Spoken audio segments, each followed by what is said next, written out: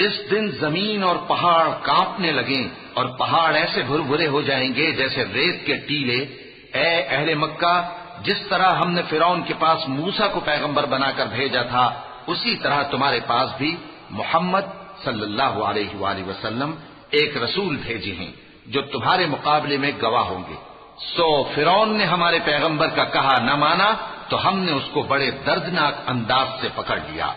اگر تم بھی ان پیغمبر کو نہ مانو گے تو اس دن سے کس طرح بچو گے جو بچوں کو بوڑھا کر دے گا، جس سے آسمان پھٹ جائے گا۔ یہ اس کا وعدہ پورا ہو کر رہے گا۔ یہ قرآن تو نصیحت ہے، سو جو چاہے اپنے پروردگار تک پہنچنے کا راستہ اختیار کر لے۔ إن ربك يعلم أنك تقوم أدنى من ثلثي الليل ونصفه وثلثه